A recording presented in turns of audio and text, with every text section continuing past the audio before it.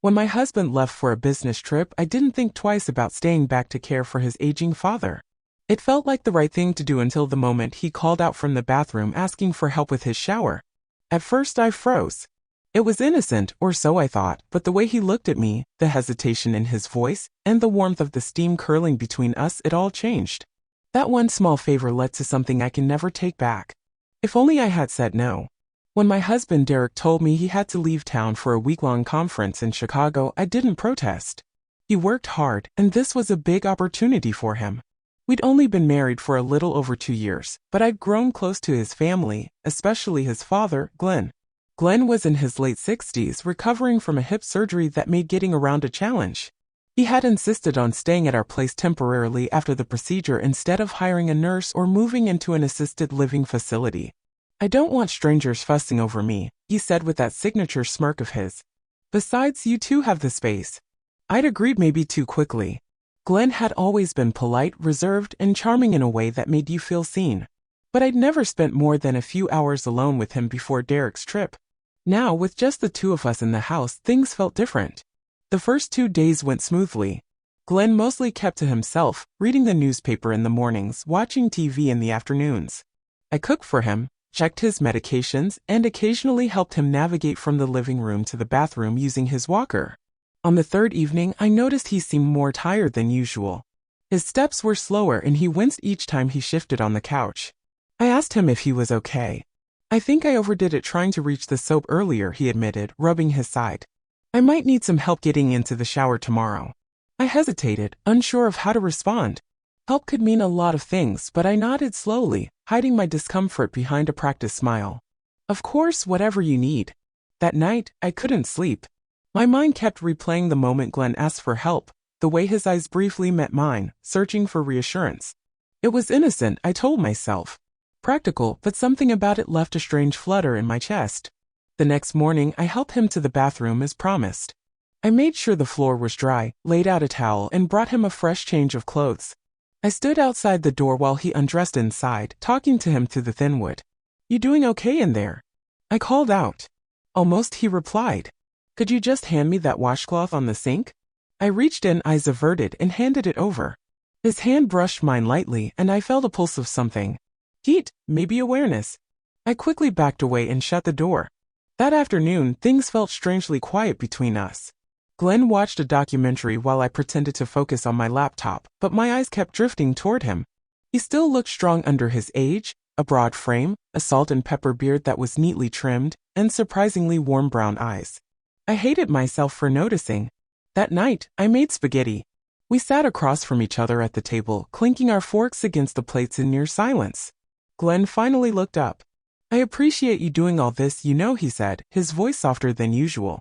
"I'm not used to being taken care of." I smiled gently. "It's nothing. Your family," he chuckled. "Still, I'm lucky Derek married someone like you." The compliment lingered in the air longer than it should have. I tucked a strand of hair behind my ear and looked down at my plate, suddenly shy. The next few days blurred into a rhythm. I'd help him get to the bathroom, stay nearby just in case, and leave clothes ready for him. Each time I tried to be clinical, detached, but it became harder when I started noticing how Glenn would glance at me when I bent to pick something up, or how his hand would sometimes rest just a second too long when I helped him to his feet. Was I imagining it? One morning, as I helped him walk to the kitchen, he stumbled slightly. I instinctively grabbed his arm, steadying him. He leaned into me for a moment, and I could feel the weight of him, the warmth. When he pulled back, our faces were only inches apart. "Thank you," he murmured. I nodded, unable to say anything. I was aware of his scent, soap, and something undeniably masculine. That night, I called Derek. We chatted briefly, and he sounded distracted. I didn't tell him how I felt off balance in his absence or how Glenn's presence was starting to take up more space in my mind than I wanted to admit. The next morning, I found Glenn sitting on the edge of his bed looking frustrated. "I'm sorry," he said, "but I think I'll need a little more help today. My shoulder's acting up. I can't lift it properly." I swallowed. "With your shower?" He nodded slowly. I stood there for a long second. Then I nodded, brushing past my anxiety. "Okay, let's just take it step by step." In the bathroom, the air quickly filled with steam. Glenn stood behind the frosted glass, his silhouette hazy. "Can you pass me the shampoo?" he asked. I stepped inside slightly, not looking directly at him. He reached for the bottle, but his fingers slipped and it tumbled to the floor. Reflexively, I bent to pick it up, and in that instant, I could beneath the surface. I backed out quickly, heart pounding. In my room, I sat on the edge of the bed, knees trembling. Something was changing between us, and I wasn't sure I had the strength or clarity to stop it. The next day, everything felt different. I couldn't explain it, but something had shifted. An invisible line had been drawn, or perhaps crossed. Glenn and I both seemed to sense it. We still moved through the same routines. Breakfast, medication, light conversation. But now there were pauses where there hadn't been before. Moments that lingered just a little too long. At breakfast, Glenn reached for his coffee and his fingers accidentally brushed mine. We both froze. The touch was brief, meaningless in theory, but it sent a pulse of warmth up my arm. His eyes flicked up to meet mine, and we both quickly looked away. I tried to busy myself with cleaning, folding laundry, anything to distract my mind. But it was no use. Every time I walked by the living room, where Glenn reclined with a pillow behind his back, I felt his eyes follow me. Not in a leering way, just observant, intentional. And I hated that I noticed. Hated even more that it made me feel something. That night, I found myself standing longer in front of the mirror. I pulled my hair back into a loose bun and had slipped into my soft robe before bed, but I suddenly felt exposed. I tied it tighter around my waist, wondering why I even cared what I looked like. As I passed Glenn's room on the way to mine, his door creaked open slightly. He must have heard me. I paused, torn between retreating quietly or checking on him. Before I could decide, I heard his voice. "Is that you, Maya?" "Yeah," I said, peeking in. "You need anything?" He sat upright in bed, his reading glasses perched low on his nose, a novel in his hand. No, just couldn't sleep." "Me neither," I admitted. He motioned gently. "Come in if you want." I hesitated, then stepped inside. The room smelled faintly of his cologne. Clean, masculine. The lamp cast a warm glow, softening the hard lines of his face. "I was just thinking," he said. "How strange it is relying on someone again. You go through life being the strong one, the capable one. Then suddenly it's like the world flips." I nodded. "It's not weakness. Everyone needs help sometimes." He looked at me, really looked. "You've been so patient. I don't know how to thank you for all of this." "It's okay," I said. But the way he held my gaze made my voice falter. "I mean it," he added. "You didn't sign up for this?" "Not really." His hand was resting on the blanket now, palm open, fingers relaxed. I stared at it for a moment too long before snapping out of it. "Well," I said, standing. "Let me know if you need anything. I should get some sleep." He gave a quiet smile. "Good night, Maya." I closed the door behind me, pulse racing. The next day, I avoided being alone with him. I let him sleep in and kept myself in the kitchen most of the morning. But by afternoon, Glenn called out from the hall. "Maya," I walked over, heart already speeding up. "I think I need to shower again," he said. "I know it's a lot to ask." "It's okay," I replied softly, already knowing I wouldn't say no. I set everything up just like before. Towel, clean clothes, slip-proof mat. But this time, the air between us felt heavier. Charged. He stepped inside the bathroom and I stood just outside listening to the water run. But then I heard it, an abrupt muffled curse. "Everything okay?" I asked. "I dropped the soap again," he muttered. "And I can't bend down with this hip." My breath caught. "Do you want me to?" There was a long pause. "If you don't mind," he said, voice quieter now. "Just quickly." I pushed open the door slowly, eyes carefully averted. The frosted glass only showed his shape, but it was enough to stir something in me. I reached down for the soap without looking and handed it in through the glass. His hand took mine, steadier this time. "Longer." "Thanks," he said. I turned to leave, but then I heard him sigh. "Maya." I stopped. "Do you ever feel lonely?" he asked. I swallowed. "Sometimes even with someone beside you." I didn't answer. He continued, "After your mother-in-law died, I thought I'd never want to be near anyone again. But your kindness makes it hard to forget what I've been missing." My fingers curled around the doorframe. I knew I should say something, anything to steer the moment back to safe ground, but I didn't. I couldn't. "I should go," I finally said. His voice was soft. "I'm sorry. I didn't mean to make things uncomfortable." "You didn't," I whispered, then left. That night, I dreamed of him. Not in any obvious vulgar way, just moments. The brush of his hand. The way he looked at me when I handed him a towel. The curve of his mouth when he smiled. The dreams left a strange ache behind when I carried into the next day like a secret. 2 more days passed. Tension filled the house like steam, thick and visible, clinging to the walls. We didn't speak of what had passed. But every glance, every touch, every shared silence felt like a continuation of a conversation neither of us dared to voice aloud. On the 5th day, a storm hit. Rain pounded the windows and thunder echoed across the sky. Glenn and I sat together on the couch, a movie playing on low volume between us. Lightning flashed outside. He turned to me, his voice barely above a whisper. I haven't felt this alive in years. I looked at him. What do you mean? He leaned in, not quite touching, but close enough that I could feel the heat of him. You remind me that I'm still a man, not just an old body recovering in someone else's home. My breath hitched. Glenn, I know it's wrong, he said. I know, but I can't stop thinking about the way you look at me, the way you care. I'm married, I said weakly. He nodded. And I'm your father-in-law. But we're also two people who feel things. My heart was pounding so hard I could barely hear the storm anymore. The walls of the house felt like they were closing in. I didn't mean for any of this to happen, I said. He leaned back slightly, not retreating, just giving me space. I know, he said. Neither did I. But we both knew it was already too late for that. The storm didn't let up for hours. Rain beat down relentlessly, blurring the windows like nature's curtain. Inside the house it was quiet, too quiet. I told myself to go to bed, to put on a face mask, scroll through my phone, do anything but stay on that couch with Glenn. But I didn't move. He didn't either. We both sat there trapped, not just by the weather outside, but by the weight of everything unspoken between us. I should get some rest, I said finally, barely above a whisper. He nodded, but neither of us made a move to stand.